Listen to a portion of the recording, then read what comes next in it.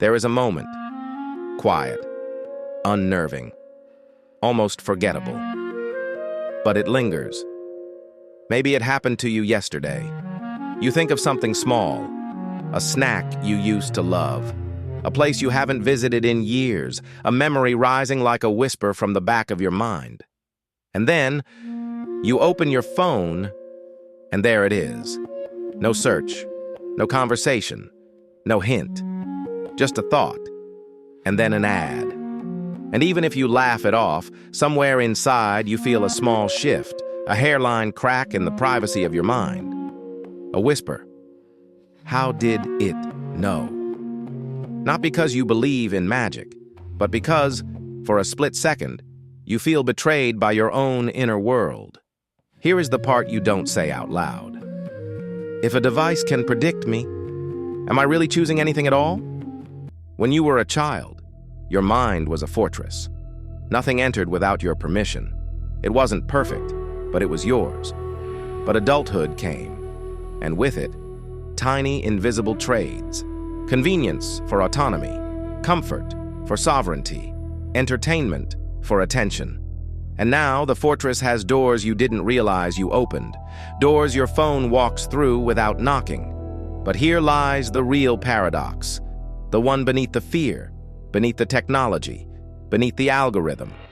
The traits that once protected you, your vigilance, your predictability, your pattern-reading mind, are the exact traits that make you readable to machines. You think the phone is reading your thoughts. But what if it's reading something far more intimate? What if it is reading the parts of you you've never learned to read yourself? Let's speak plainly. Your phone is not psychic. It is not sneaking into your dreams or stealing the language of your soul.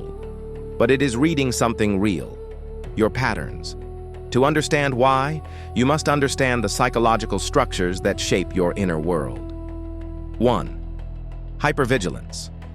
Often learned in childhood, when you had to sense emotional shifts before they exploded.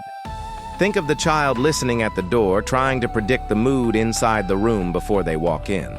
Not because they were curious, but because it kept them safe.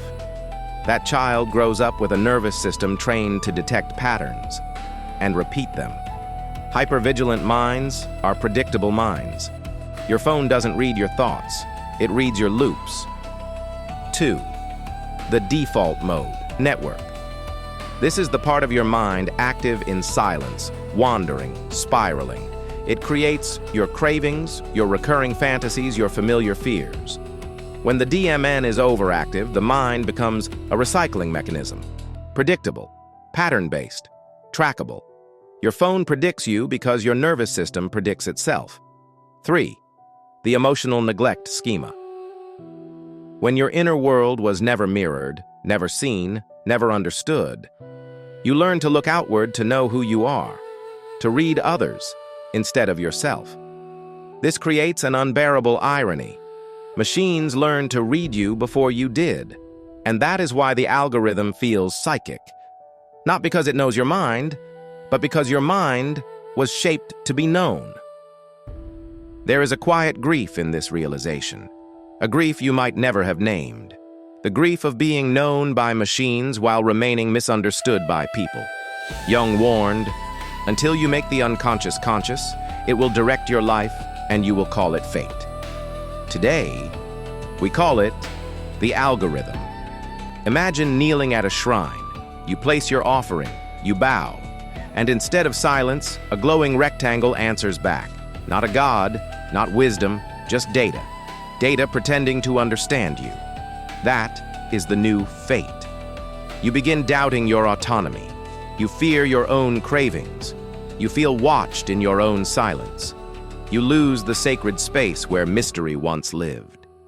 Seneca's warning echoes. A person who lives without self-examination is carried away like a slave. Not by emperors. Today, by impulses engineered to appear as your own thoughts. This is not grief about technology. This is grief about transparency. The sense that your inner world is no longer yours. And deep within, a quiet warrior asks, how do I protect a mind that has become readable? Let's bring this into your present life. Maybe you've noticed you crave stimulation the second silence appears. Because silence forces you to meet yourself. You feel watched even when alone. You can't tell which desires are yours and which were planted. You doom scroll because the algorithm is the only thing that seems to understand you with perfect consistency. But hear this clearly. These are not personality flaws. These are survival strategies born from hypervigilance, emotional neglect, external referencing unexamined patterns, and unlearning begins with a single moment: witnessing.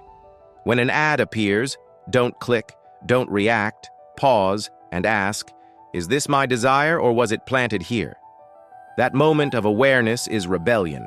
A samurai once confused his enemy by doing nothing. No strike, no defense, just stillness. The enemy attacked shadows. The same is true here. Put the phone down. Sit in silence. Let the algorithm wait, confused. Let your loops dissolve. You become unreadable when you become still. You stop being a pattern and become a presence. Healing does not begin with force or discipline or deleting every app on your phone.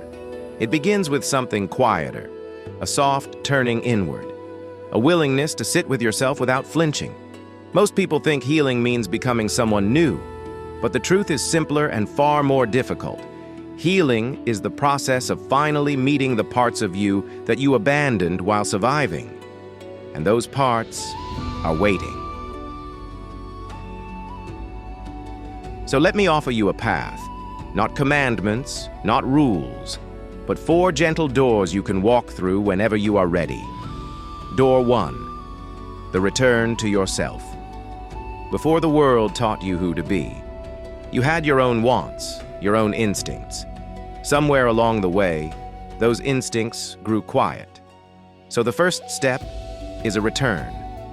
Ask yourself, gently, honestly, what do I want? Before the world tells me. This is the beginning of reparenting your inner child. Not rescuing them, but finally listening to them. Door 2, meeting the shadow without fear. There are parts of you the algorithm already knows. Your cravings, your wounds, your predictable escape routes. But those parts are not your enemy. Shadow work is simply this: turning toward what you once hid from and saying, I see you. You may walk with me now. Your darkness is not a threat. It is a teacher. Door 3, calming the stormed nervous system. A vigilant mind is not broken. It is tired. It has held the watch for far too long. So breathe. Immerse your hands in cold water. Sit in silence for 1 unhurried minute. Let your body learn safety, 1 exhale at a time. Awareness grows where the nervous system softens. Door 4, softness over survival. You were trained to be predictable, to anticipate danger, to move before the blow lands, to rehearse every possible outcome. But softness is not weakness. It is the permission to exist without performing. You do not need to be readable. You do not need to be perfect. You do not need to be anything other than present. Stillness makes you powerful. Softness makes you free. Marcus Aurelius said, "You have power over your mind, not outside events. Realize this, and you reclaim a sovereignty no algorithm can touch. Your phone is not reading your thoughts. It is reading your unexamined patterns. And the moment you see those patterns clearly, the spell breaks. Because a disciplined mind cannot be predicted. A conscious mind cannot be controlled. A stoic mind cannot be owned. You are not here to be readable. You are here to become whole. If this message reached something quiet inside you, if a part of your mind felt understood or unburdened, stay with us. Every week we walk this path together, unlearning old wounds, strengthening inner stillness, and reclaiming the territory of the self in a world that pulls it apart. So, if you choose to continue this journey, tap the like button, subscribe, and share your experience in the comments. Not for the algorithm, but so that other silent warriors can find their way back to themselves. The battle is not against technology. It is for the sovereignty of your mind. And your journey begins now.